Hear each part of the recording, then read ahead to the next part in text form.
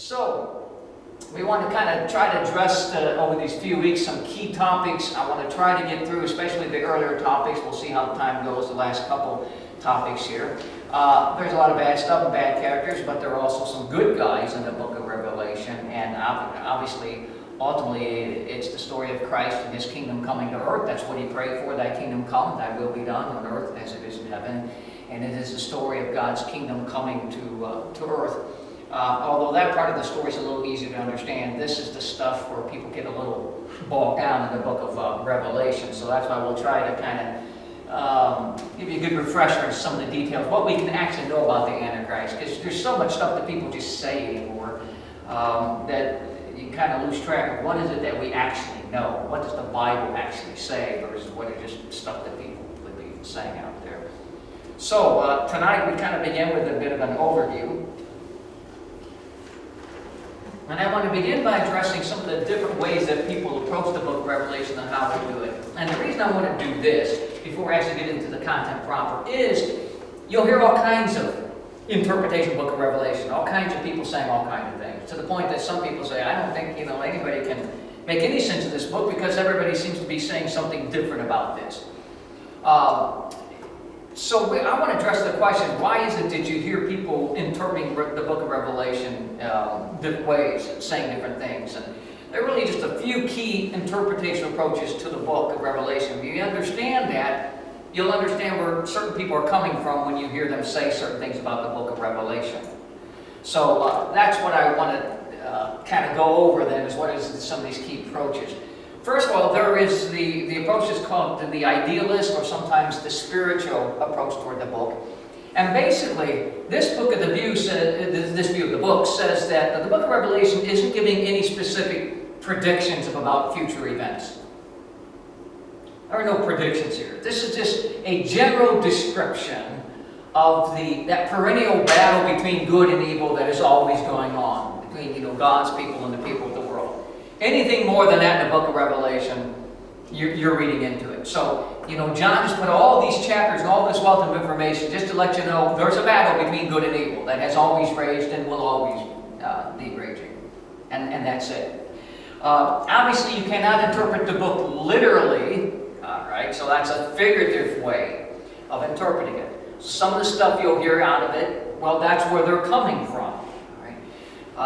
So if you start talking about the Antichrist and they say there is no Antichrist coming, type of thing, that may be why. There are just evil people. They've always been evil people, and that's all John is saying. He's not talking about anybody specific. A second approach is viewed as called the preterist view. This is a view that says John was just describing events that happened all in the first century. So John was writing history.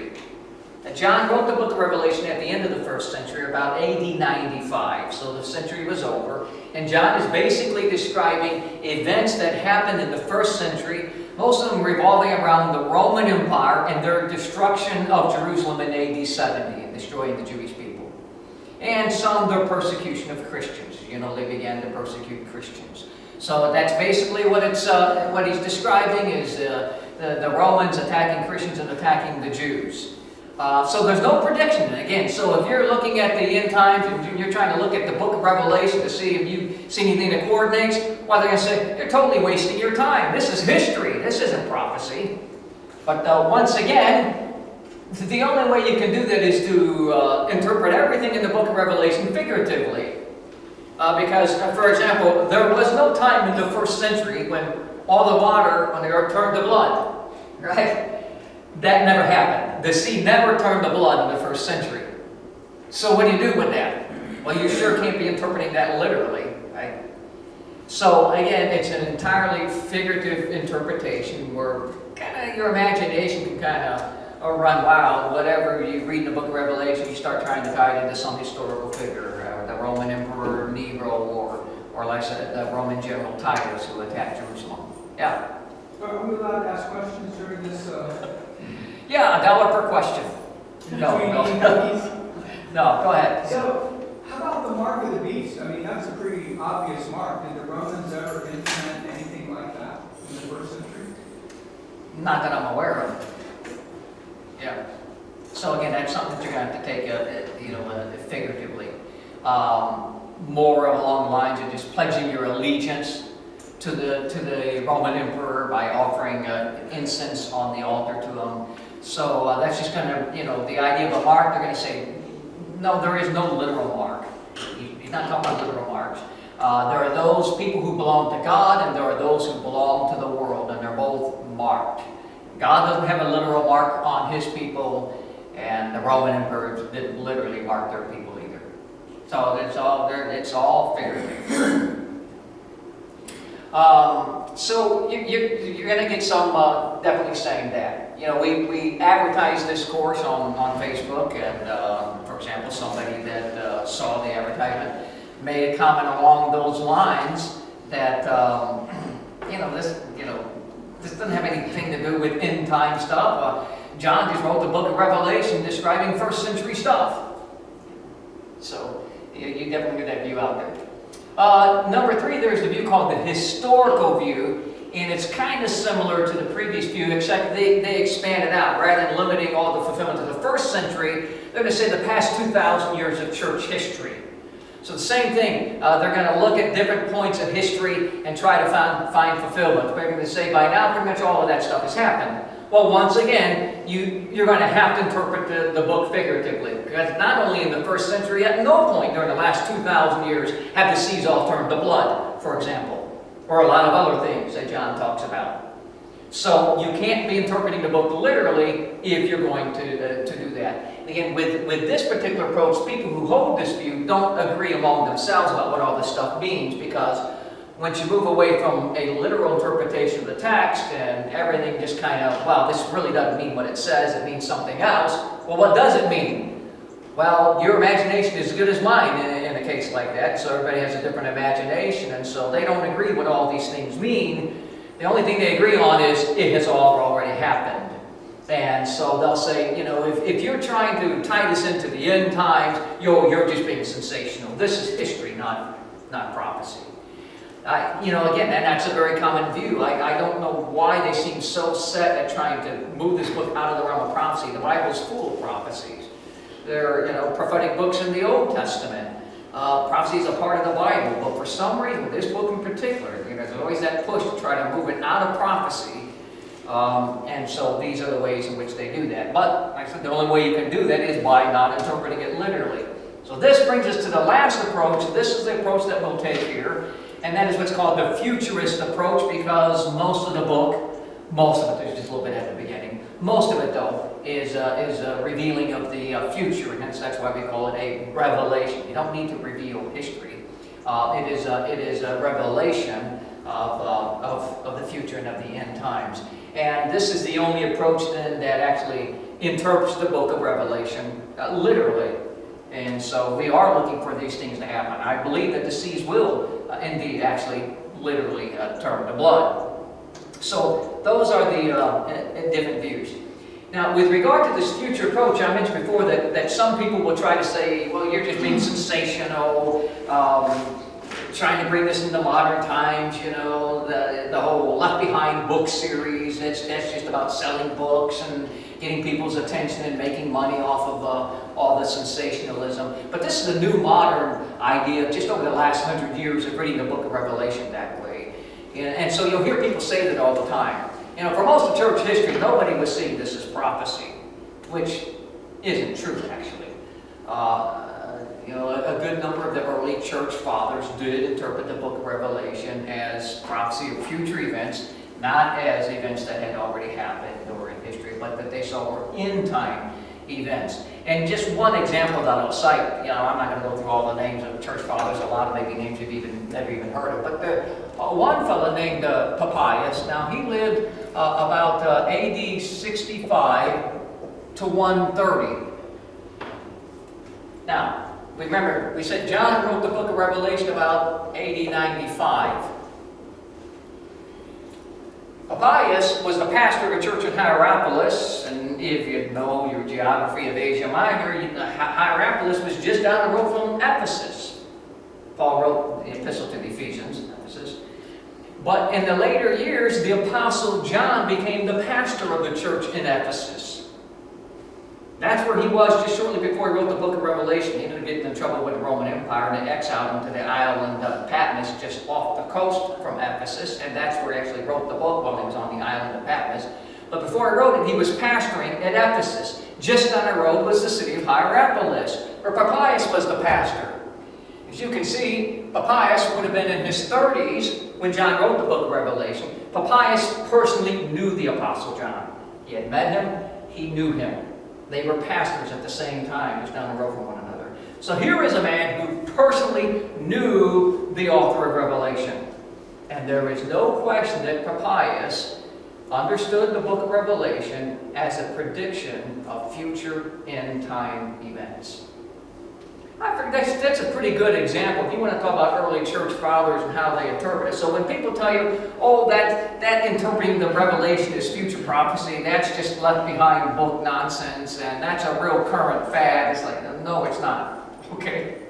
Guy who knew the author interpreted it that way, and many throughout church history have. So I just wanted to throw that out there because you're going to hear people say that, and I want you to know, no, there's nothing new about understanding this as prophecy of end-time events.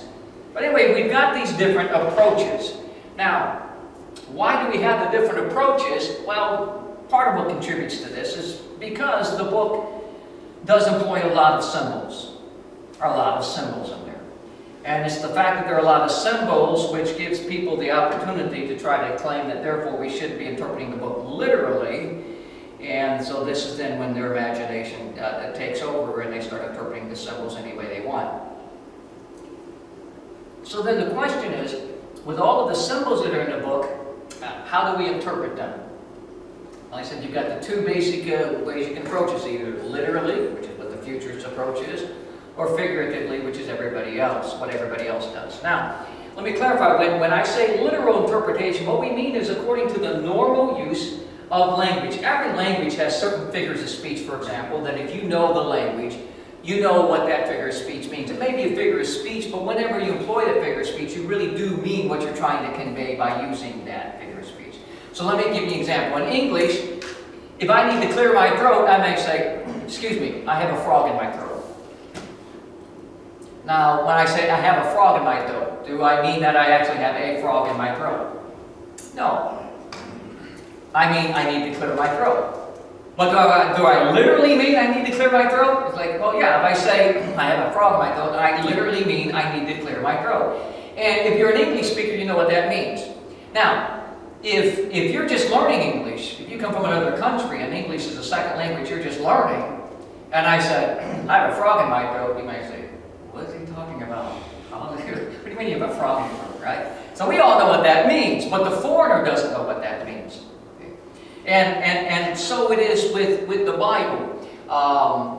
In the language in which the Bible was written, Hebrew in the Old Testament, Greek in the New Testament, they use certain symbols or expressions or figures that if you know that language and you know that culture, you know what they mean. But anytime they employ that figure of speech, they mean that literally. Right?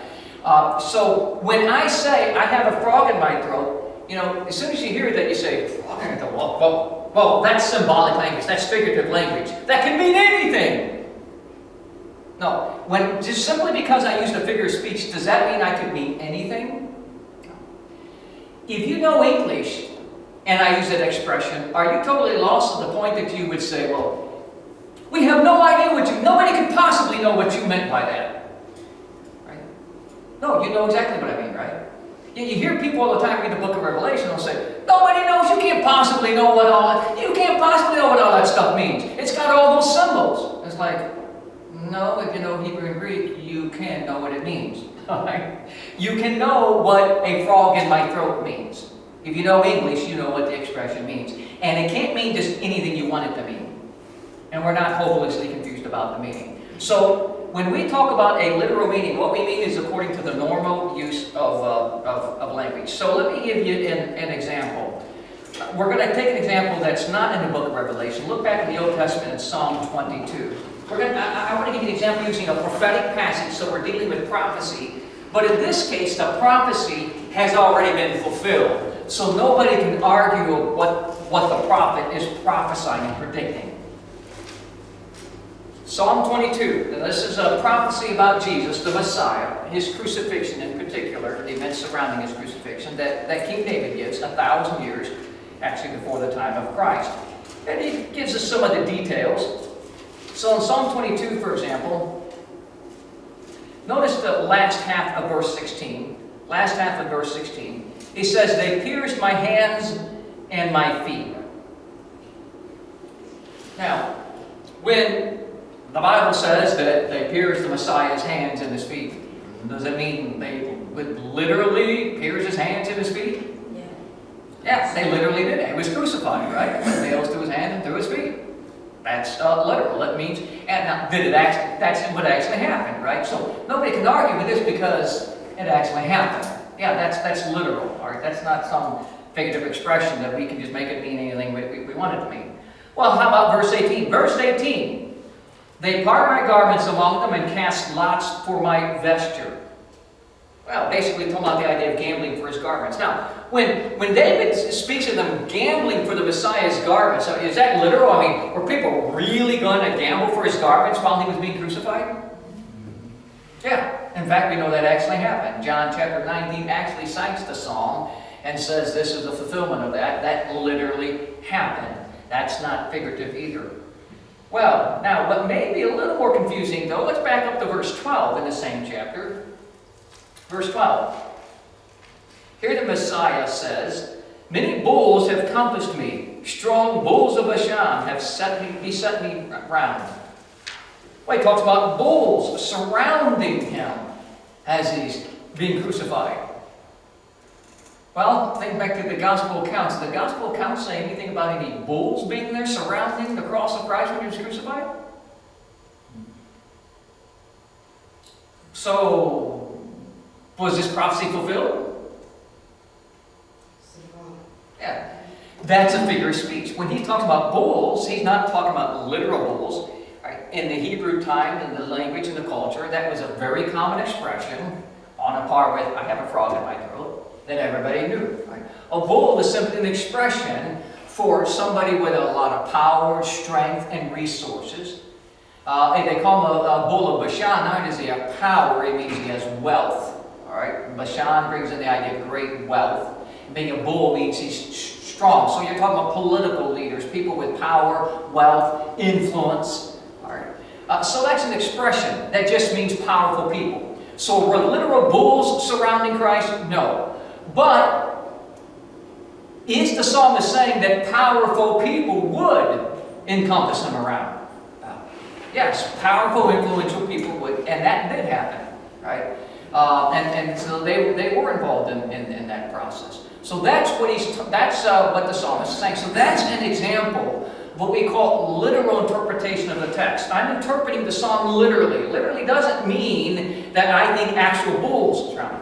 But it does mean, hey, he's talking about something specific. Because I don't know what that means. A bull, obviously that's a symbol, that's symbolic language, figurative. Who knows what it means? We can't possibly know. So why even waste our time reading Psalm 22? We can't figure out what a bull means. It's like, well, yeah, we can. We know what that means. Okay? And he meant exactly what he said. There was a very specific thing he was talking about that was fulfilled specifically. Now, we're going to approach the book of Revelation the same way. Yes, there are some symbols that are used.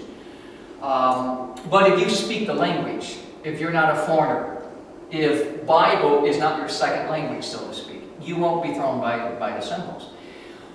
One of the reasons that people are confused is because they don't really speak Bible, we could say. They just jump in and they start reading it, and they encounter symbolic language that they don't know what to do with it. Like I said, it's like a foreigner hearing me talking about a frog in my throat. And so they decide, well, that could be anything. Who knows what that means? Why even waste your time reading the book of Revelation? Who knows? It's like, no, we can know. Okay. But the question is, how do we know? What's the key? And there are a few different ways that people try to interpret the figurative language then. Some, as we've seen, try to look to history. They read the book of Revelation through the lens of history. First century, everything they read the Revelation, they're trying to tie to something that happened in the first century. Others, like I said, the history of the last 2,000 years. Right? So they start with history in mind, and then they go to the book of Revelation, and they're reading it through the lens of the history. They think history will be the key to interpreting the symbols. Others look at current events, recognizing that the book of Revelation is prophecy of future events. They're not going to look to history, but thinking we might be in the end times, they start looking at current events, you know. So what the headlines that they're seeing on the news, on the TV, internet, and newspapers and so forth. And then with headlines in mind, they go to the book of Revelation, and so they read it through the lens of current events. But this is not the proper way either. Okay? You don't learn to speak Bible by reading your newspaper. So, how instead do we do it? The Old Testament mostly, some of the New Testament.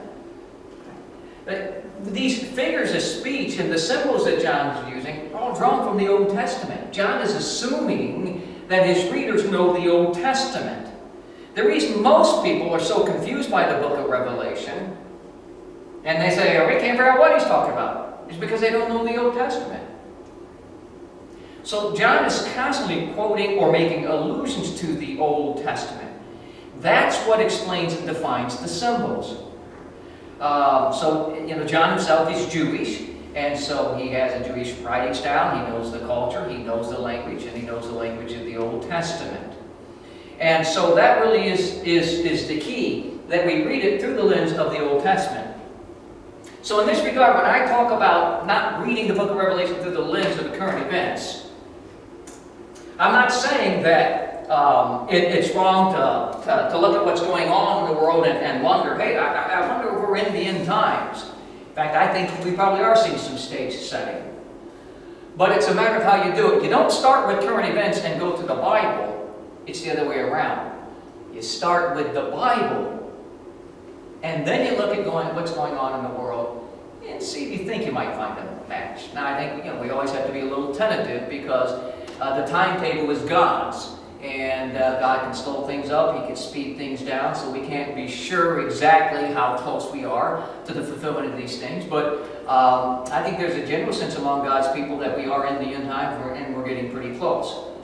But there is a world of difference. It may seem subtle, but I guarantee there's a world of difference between starting with a newspaper headline and say, that's crazy, I wonder if there's anything in the Bible about that. Versus just starting with your Bible, and then when you see a headline, you can say, that sounds like it was in the Bible. There's a world difference. And doesn't the Bible show you all through it how each fits itself? Yes. And so the more you know the Bible, the more you can make sense of what's going on, and that becomes part of your ability to kind of read the times because you've seen the patterns. But the reason I said it is because if you start with the headlines, look, you can make the Bible say anything you want. So people who start with headlines force the data into the Bible. So instead, we just start with the Bible and let the Bible speak. And if there's a headline that matches, it matches. If it doesn't, it doesn't. But we always start with the Bible, not the other way around, because I guarantee you, if you start with a headline, you'll force it in there. And, I'm not saying again that we're not in the end times. There might be some significant stuff going on, but there are always the people that read a headline and then go to the Bible. When the war started in Ukraine, there's a famous, well-known preacher. He's known around the world. War started in Ukraine, and so, of course, here's the headline. He's saying, this may be, something that, prophecy in the Bible, that the book of Revelation is talking about. So he started with the headline, and as you read the article, he's trying to see if he can make that headline fit. I always like that. It's like, when you're doing a puzzle, and you're trying to solve it, and you need that one piece, and you can't find it, but this one's I can make this one fit. It's not really the right piece, but it's very similar in shape to the other, and you force it in. And so it's like, you can kind of force headlines into the Bible. Okay? And that's kind of what this guy was doing. There may be some significance to what's happening over there, but the Bible does not specifically prophesy Russia invading Ukraine. There's no specific prophecy about that. Okay? So you're not going to find that invasion in the Bible. It is not there. Okay? So it may have some relevance of general, the world moving a certain direction. But there's no prophecy there's no prophecy there about that. So, Old Testament is the key here. All right. Now, let me give you an example. Let's jump back to the book of Revelation. Revelation chapter 12. Revelation chapter 12.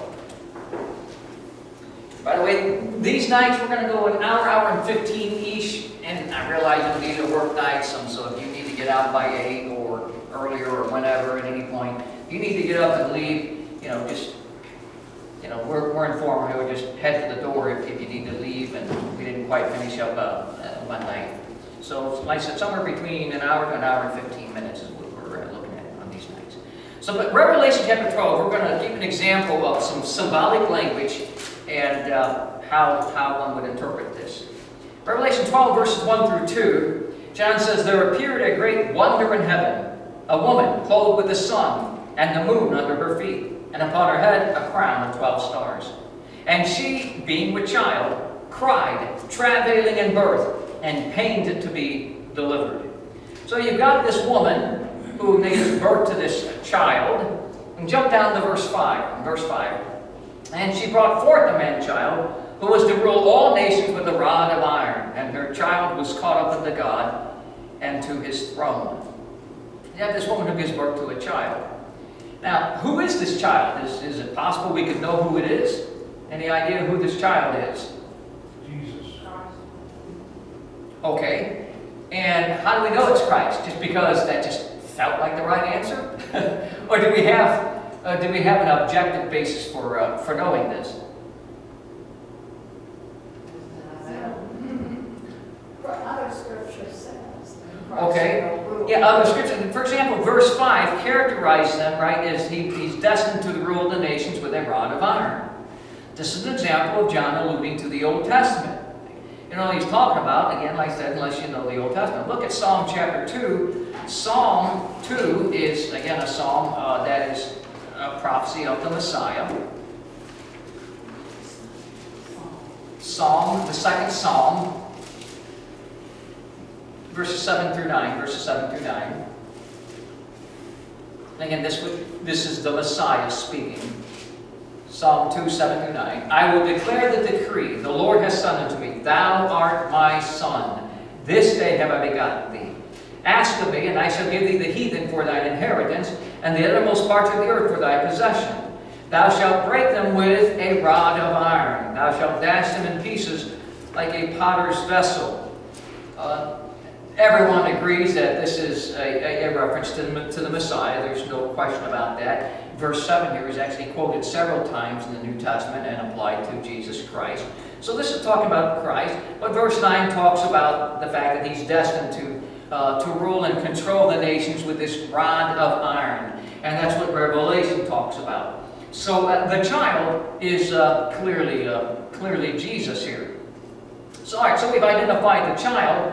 But now, who is this woman here, again, introducing the first verse here, that gives birth to the child? Who is the woman that gives birth to Jesus? Nation of Israel. Mary. Okay, we got a few saying Mary. We got somebody saying the nation of Israel. Yeah. That'd be literal. Well, that would be, Mary would be a good Roman Catholic answer, because they want the woman to be Mary, of course. If you were Catholic, because they do esteem Mary pretty highly.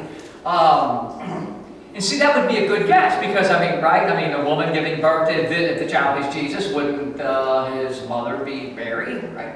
That would be a perfectly logical guess. But this illustrates exactly why you can't just jump in and read the book of Revelation and start guessing. Okay. It's a country, right? It's actually talking about a country, again, the people, the Jewish people. Yeah. Jamie's right. Because he's alluding to the Old Testament. How is the woman described in verse 1? Again, she's clothed with what? The sun, the moon, and the 12 stars. This is a specific allusion to Genesis 37. Jump back to Genesis 37. Genesis 37 is the story of Joseph. It's the beginning of the story of Joseph. Remember, he's the favorite son of his father, and his brothers get jealous of him. because he starts having these dreams that indicate that God has big plans for him. They don't like his dreams. But he shares one of his dreams with them in Genesis 37, 9 through 10. Genesis 37, 9 through 10. And he dreamed yet another dream, and told it his brethren, and said, Behold, I have dreamed a dream more. And behold, the sun and the moon and the 11 stars, he says 11 here because he himself would be the 12th star. Right? He's the son of the moon. And the 11 stars made obeisance to me. And he told it to his father and to his brethren, and his father rebuked him and said unto him, What is this dream that thou hast dreamed? Shall I and thy mother and thy brethren indeed come to bow down ourselves to thee to the earth? So you've got the sun, the moon, and the stars. The sun is Jacob, the father of the Jewish nation. Remember, God actually changed Jacob's name to Israel. So the nation of Israel comes from the fellow here who is characterized, and he recognizes, he can figure out this dream. He doesn't even need anybody to interpret. This is pretty obvious. I'm the sun, the moon is his wife, the father and mother, and the 12 sons, the 12 tribes of Israel. Okay. That sun, the moon is the 12 stars. So these are the origins of the Jewish nation. This is the Jewish people. So this is what John is describing. So no, he's not talking about Mary. But I know a lot of people that think he's talking about Mary because they immediately jump to the conclusion, the mother of Jesus. Right? And that's exactly why you can't read Revelation that way. Right? You have to read it through the lens of the Old Testament. And like I said, man, you start jumping in and you just start assigning meanings to stuff, we can really start getting off base. So the controlling factor that keeps our imagination from running wild and just making up stuff, or sometimes, it can seem logical, is the Old Testament. We let Scripture interpret Scripture. Now, in terms of it, that he is talking about the nation, that Jesus would be a Jew, coming from the Jewish nation, and not actually talking about Jesus' mother. Actually, if you read the rest of Revelation 12 a little more clearly, I think you could see that. Because look at back in Revelation chapter 12, a little later in the chapter, which again shows us why we also don't want to take things out of context. If you just read the first few verses of the chapter and said, oh, child, well, that's Jesus. Well, the mother must be Mary. So just keep reading. Put it in its context. Context will tell you he can't be talking about Mary. Verse 13 through 14, still talking about this woman. We're told, and when the dragon saw that he was cast into the earth, he persecuted the woman which brought forth the man-child. And to the woman were given 2 wings of a great eagle, that she might fly into the wilderness into her place, where she is nourished for a time and times, and half a time, from the face of the serpent. The dragon here, which is specifically identified, so we don't have to guess on that. John in the chapter tells us the dragon is Satan. Satan persecutes the woman who flies into the wilderness, where she said, verse 14 says, for 3.5 times, that is 3.5 years. We know that from biblical usage again, biblical terminology again, drawn from the Old Testament. Woman hiding in the wilderness for 3.5 years. Well, Mary was not chased by Satan into the wilderness where she hid for 3.5 years. Now, Mary and Joseph and their young child Jesus, when he was about 2 years old, did head into Egypt and stayed until King Herod died. But that was Mary and Joseph and Jesus, not just Mary. And that was Egypt, not a wilderness. Okay, and the Bible doesn't say anything about them being there for it wasn't 3.5 years when Herod died. So if you read the information, it's like, okay, this isn't talking about Mary. John is actually here talking about a future event that's going to happen to the nation of Israel. And when Satan is chasing the woman, the nation of Israel, here in verses 13 through 14, well, you can see this is a good deal later in the chapter. Well, what were we told about the child back in verse 5? We're told 2 things about the child. The child is destined to rule the nations with a rod of iron. We're also told that the child was caught up to heaven, referencing his ascension to heaven. Well, his ascension to heaven takes place in verse 5. The woman is chased in the wilderness, down in verses 13 and 14. Well, certainly that's not a reference to, the devil chasing them into Egypt, right? That happened before Jesus' heavenly ascension, right? Again, there's no reference of the devil ever chasing Mary after Jesus' resurrection and his ascension to heaven. No, this is a prophecy of an end-time event related to the nation of Israel. So again, if you're seeing Mary in this, you're reading this as history. And again, sometimes giving background, the book of Revelation may give a little bit of history. I'm not saying there's no history. Sometimes as background for a future event, it might kind of give you a little bit of background. But we're saying the bulk of the book and the main point is future. So for example, here chapter 12, it does talk about the birth of Jesus. But the point of the chapter is what's going to be happening in the future.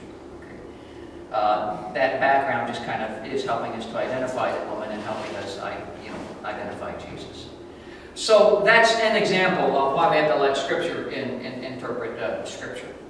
All right. Moving on, I want to, another topic here, just kind of these introductory, like I said, this kind of introduction is what we're doing tonight. We'll get into the thick of the details, like we'll start talking about the Antichrist next time, what we can know about him. But how do we organize all of this data, all this information here? And there are two basic approaches. One is you can just feel at liberty, and a lot of people do this, to rearrange the material here in the book of Revelation. And so you get all kinds of charts of people rearranging and say, well, this actually happens here, and this happens here, and he described this event, but then he backed up and he's going to describe it again. So even though this is 8 chapters later, it actually happened way here earlier, and so there's all this rearranging, and you get very complex charts. It's what I call a cut and paste approach. That John didn't put it all in order, so we have to put it all in proper sequence. So that's a very common approach, but the other approach is this straightforward, basically chronological sequence. That's how I approach it. It reads just fine, taking it in the order in which it's written. I see no reason to be cutting and pasting and rearranging everything and making all those kind of complex charts that people do. One of the basic rules of Bible interpretation is when the plain sense makes sense, seek no other sense. Well, it makes good sense if you're reading chronological sequence. So why would I try to read it any other way? I just take the stuff in the order in which it's written. I said if that didn't work, if there were real problems in approaching that way, then I might say, this doesn't seem to work chronologically. But it does. It works just fine, taking it in that sequence. Not only does it work, but there are suggestions within the book that yes, it is chronologically arranged. So, for example, look at the first chapter. Right, the very first chapter, verse 19. John begins the book by talking about an appearance of Jesus to him. Right? So Jesus appears to him while he's out there in exile on that island of Patmos. And so the first chapter kind of describes Jesus appearing to him, and Jesus is commissioning him to write the book of Revelation. That's kind of what's going on here. And so if we're down here at the end of the chapter, then, here's Jesus telling John, I want you to write this book. And here's what I want you to write here, verse 19. Write the things which thou hast seen, and the things which are, and the things which shall be hereafter. Well, there's a simple, straightforward chronological sequence there. You've got past tense and the things you've seen. Well, that's what you've got in chapter 1. Jesus appeared to him, and so that had already happened, and so he's describing that in chapter 1, because Jesus told him, I want you to say tell what you've seen. You saw me appear to you. Right? Then, describe the things which are. That's what John is going on and doing in chapters 2 through 3. He's describing different types of churches and problems that they have. And these are churches in Asia Minor, but the types of problems they have are common to churches. Turns out that they'd be common to churches throughout the next 2,000 years, and so these are representative of churches that exist in John's day and have throughout the last 2,000 years. Nothing there that's particularly end times and stuff. But it was the current state of affairs. And then, chapter 4 on, the things which shall be hereafter. So, okay, technically, yes, there's a little bit of history in the book of Revelation. But speaking in general terms, we're saying the bulk of the book, once you get to chapter 4, and this is where John gets to the things which shall be hereafter. Now, you notice John didn't, and Jesus doesn't tell John to jumble this up. All right, John, start with the future, and then go to the past, and then come to the present, right? Simple, straightforward chronological sequence. The past, the present, the future. Sounds to me like Jesus is telling John, I want you to organize this chronologically. So there's a tip right there in the first chapter. Now we can take this basic idea and we can fill this in with a little bit more detail. So let's let's do this, and you can see really the whole book does go through. If you got a general grasp of Bible prophecy, and let me kind of do a little review for you. We'll kind of make sense of what we got up here. Let's go back to the time of Christ. Christ comes, and he establishes the church. So we get the era that we refer to as the church age. It's Christ, like I say, he comes, and after he goes to heaven, the church starts. It actually starts on the day of Pentecost there in Acts chapter 2. So we get the church, and it's gone on for about 2,000 years, and if we're in the end times, then we're about a 2,000-year run today. Then the Bible says that the Lord is going to take us out of here, all the true believers, he's going to take to heaven in an event that's called the rapture. Now, John does not specifically talk about the rapture in the book of Revelation because the Apostle Paul had already talked about the rapture in his writings. John is giving us additional information that Paul hadn't already given us. So again, that's why it's called the book of Revelation. He's revealing stuff that we don't know. Well, we already know about the rapture from Paul. So John doesn't talk about it, but what we know from Paul is, it happens at this point. There are some good brethren that are going to disagree with us, but none of that would affect how you interpret the book of Revelation, because like I said, the book of Revelation doesn't talk about the rapture. So even if you had the other view on it. But then we get to this period that's called we call it the tribulation period, because it is a period of great trial and tribulation. Tribulation is a term the Bible uses to describe this time period that's going to come. And this lasts for 7 years. And that's where a lot of bad stuff is going to happen. And that's why the Lord takes the believers out of here. So we're not here for all that bad stuff that's going to happen. This is really God ultimately pouring out his judgment on the world. And that's why he takes us out of here. Just as God saved Noah and his family from the flood, just as God sent angels to get Lot and his family out of Sodom before destroying Sodom, right? God is going to take his people out of here before there is this 7 years of judgment. Although, one of the things we'll see in Revelation is even in judgment, God shows mercy. But if you're already saved, he's not going to make you endure that. So then, Jesus returns. He comes back. So we get the second coming of Christ. He comes to earth. And when he comes, he sets up his kingdom, and he rules for 1,000 years. So we just get the 1,000-year reign of Christ on earth. And when the 1,000 years is over, then we go into eternity. This is when God is going to make a new heavens and a whole new earth for us. All right? So we're into eternity here. Well, you can see on the screen here, you can basically kind of correlate to what we've got. The church age, again, that's going to be encompassed in these earlier chapters. Like I said, John is describing various churches and problems that they tend to have, and that would be characteristic. Churches in this time had those problems. Churches in our day and age had that problem. So that's not technically a prophecy, other than John is just describing, problems of the churches. It's somewhat prophetic because he's indicating, these are going to be problems that you're going to be seeing as well as now. Well, as I said, the real prophecy gets in the chapters 4 through 18. This is where you're getting to the tribulation period. So bulk of the book is describing this 7-year period. Chapter 19, you get the second coming of Christ. Chapter 20 is where you're getting the 1,000-year reign. Chapters 21 through 22 describe eternity. What's that chronological sequence to me? And what's odd to me is that even good brother who agreed with me on this scheme of everything that I've drawn up here still want to take all these chapters and do a bunch of cutting and pasting and rearranging. It's like, but it fits the scheme that we both agree on. So why are you rearranging and cutting and pasting? It's just right in sequence. So it's the easiest way to do that. A lot of people just seem to have a knack for complicating things. It's almost like they take delight in complicating things. I'm kind of opposite. I want to try to make things more simple, not complicated. And so I don't see the need to complicate the revelation.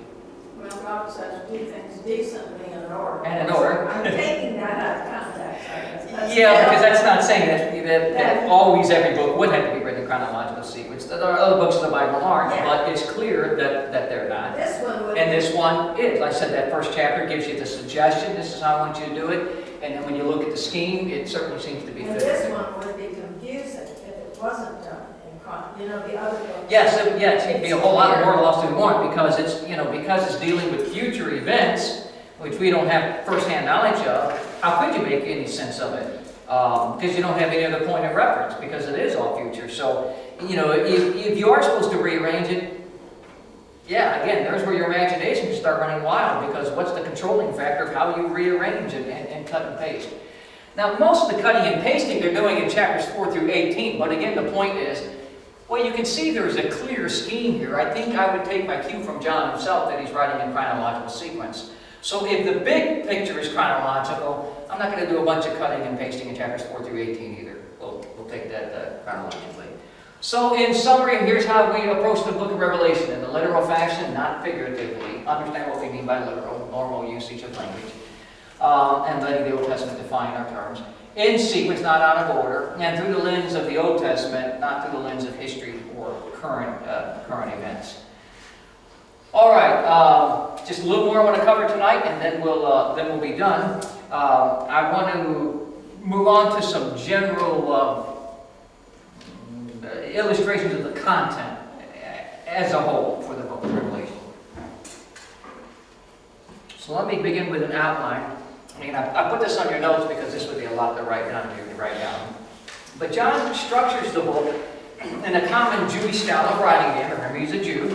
So a style of writing is very common among the Jews, Hebrew writing. If you know from the Old Testament that the Jewish writers use a lot of repetition when they say things. They seem like they're saying the same thing twice. Or they'll make statements that parallel one another or that complement one another. So John structures the whole book of Revelation using complementary ideas or parallel ideas. The whole book is structured that way. And like I said, it's very common. In the Old Testament, you find Old Testament authors using this kind of structure all the time. So he begins in the first 3 chapters with promise to the overcomers. The overcomer John describes as a believer. Who are the real victors? Who are the real victors? And well, he makes all kinds of promises to the believers, those who are the victors. Well, this is paralleled at the end of the book. He'll come back to those promises and he'll point out how all those things that God promised someday, they then will be fulfilled. And those promises will be granted. So the book begins and ends with God's promises to the believers who are the real victors, the real winners. Then, early in the book, as we get into the future, once John moves into the future, the first scene he gives is Christ ruling in heaven. Well, when we get to the end of the book, we're going to see Christ ruling on earth. From ruling in heaven to ruling on earth. You get into chapter 6, we find horsemen, these riders on these horses. These happen to be bad guys.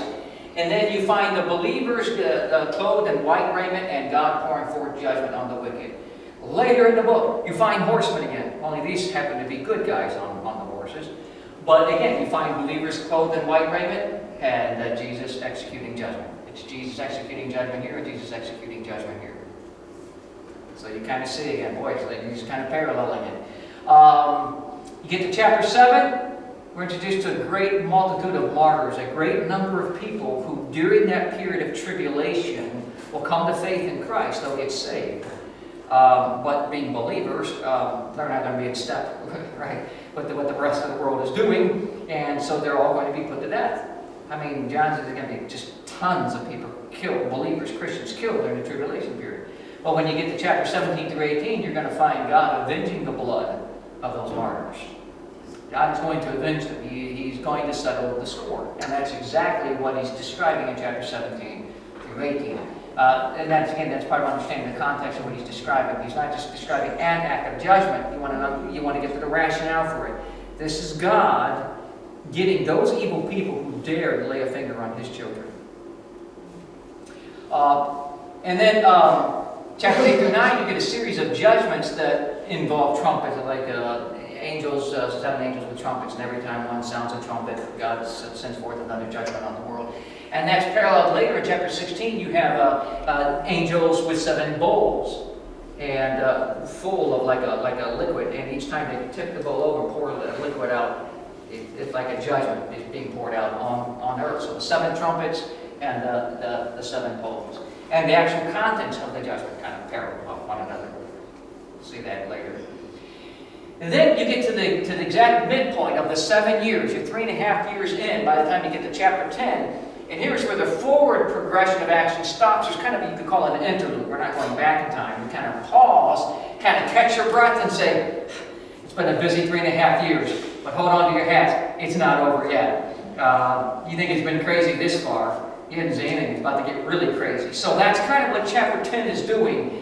And then you'll come back in chapter 14 through 15, and again, there's a little more interlude. We're still at the midpoint. We haven't progressed forward. Again, it's saying, hold your breath. It's about really to get bad. And so he does that twice as we've kind of reached the midpoint. But as we're here at the midpoint, there's a little more detail. Chapter 11, we have the worship of God that comes into the picture, and 2 prophets that God has here in the world, 2 great prophets that God has sent into the world as witnesses.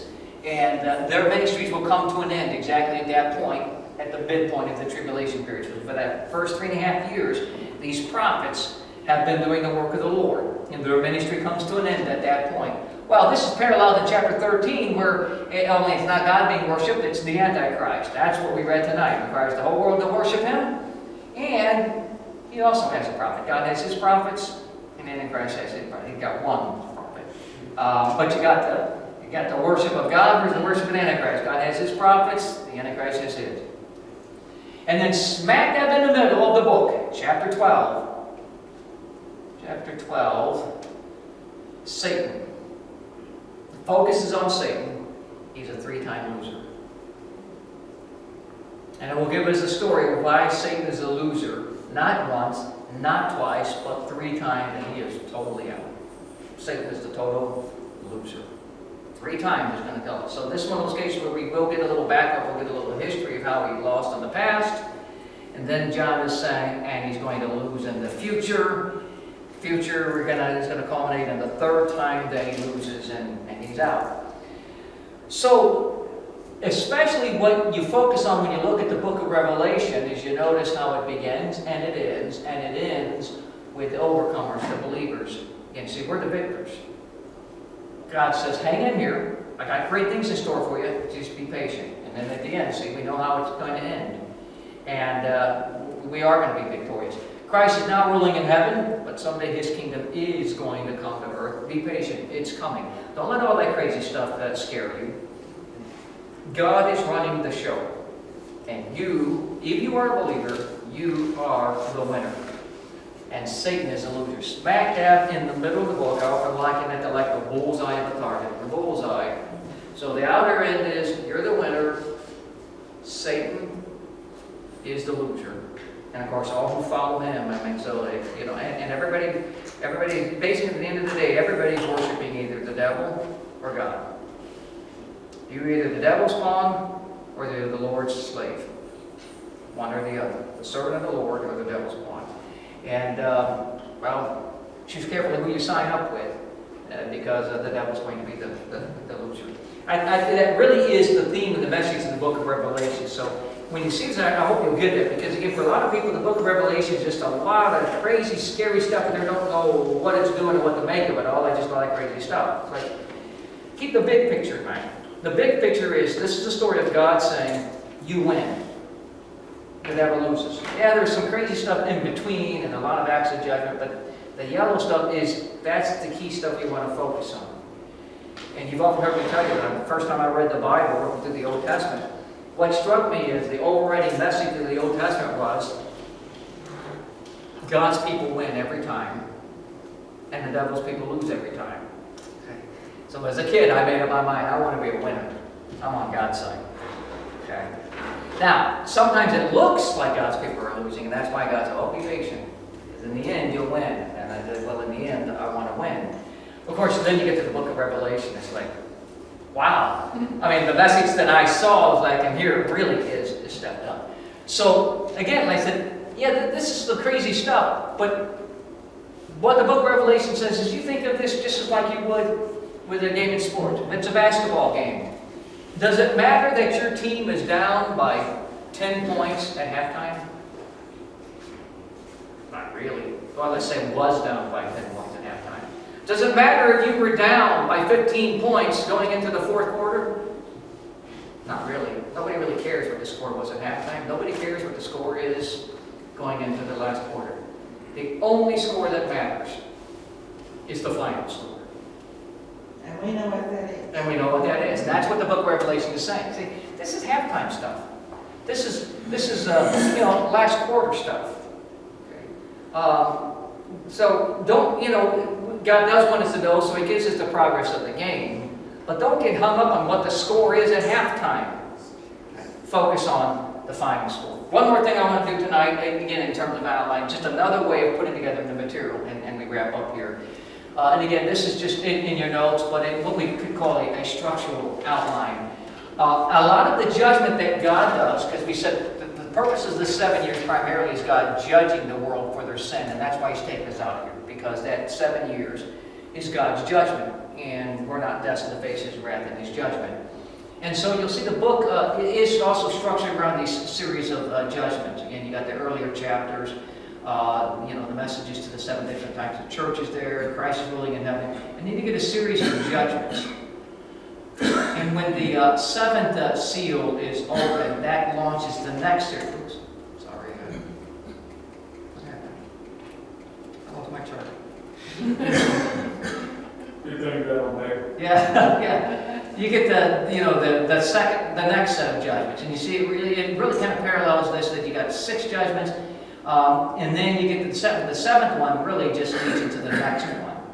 And so what are called seal judgments, the trumpet judgments, and the bowl judgments.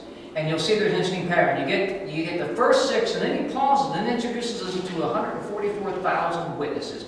People who got saved, who become witnesses for the Lord. There's been some bad stuff, but there's also been some good stuff. And these 144,000 witnesses are going to bring a host of more people to the Lord. So He kind of pauses, and then, okay, let's start the next series of judgments. He unrolls, opens this one, which leads to the next 6, and then He pauses. Got 2 witnesses who, for the last 3.5 years, have had a tremendous ministry. Their ministry is now over, but the impact is still being felt. God's still doing good stuff, even in the midst of judgment. The 7th thing again launches, but this time again, it just launches and you're ready for it all to pour out, but then He stops again, kind of pauses, and this is a dramatic pause kind of stuff. By now, the 144,000 witnesses are dead, but that's okay. There's like good stuff. Satan's losing. Antichrist is getting desperate. This is his big bid for power. But near the end of that 7 years, there's going to be another big final climactic judgment. God is going to wipe out the world, and all of these people have set themselves against God, and then Christ comes back. So again, He starts out reigning in heaven, but then He comes to reign on earth. But the 3 main series of judgments, with each time a little bit of some dramatic pauses, and also some good news. Pause, let you know. So I don't want it to be all just bad news. So God's always kind of pausing it. But there's some good. I'm still doing good stuff too.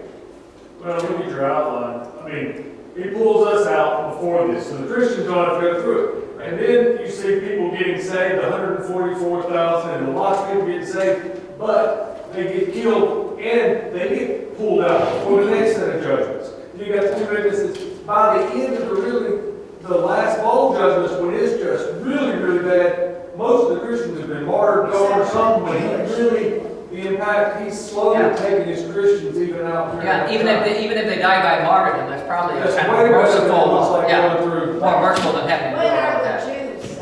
At the very end?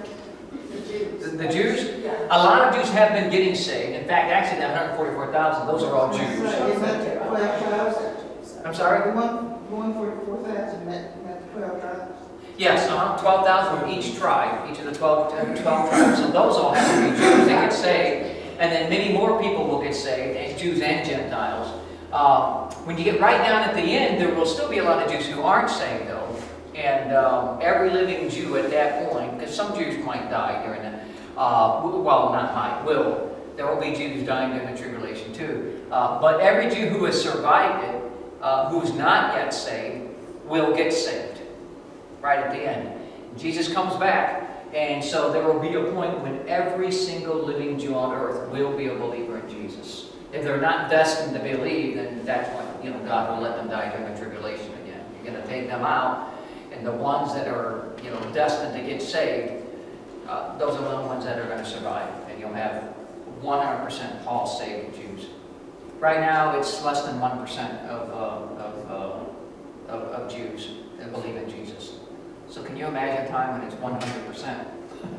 Total reversal. All right, I know that's a mouthful.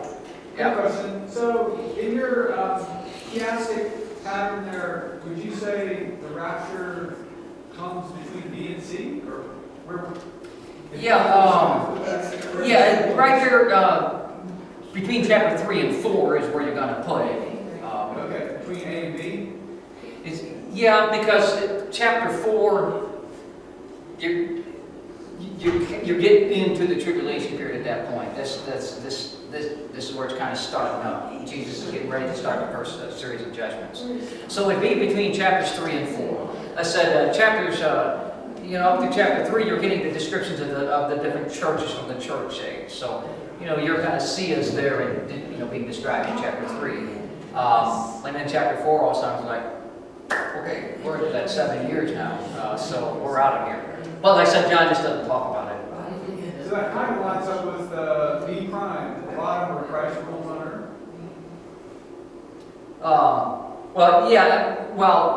Because you start out, of course, he's now in heaven, but you start out still, and that's kind of the picture starts out, that you're seeing him in heaven, and then, he's going to be on the earth.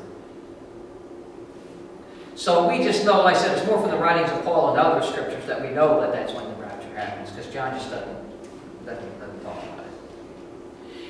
And there are some, like I said, some brethren who believe that God's going to leave us here to go through the 7 years. And so what they believe is that basically Jesus is going to come back, he's going to pull us up to the sky, slaughter a bunch of people, so we were here through all the judgments.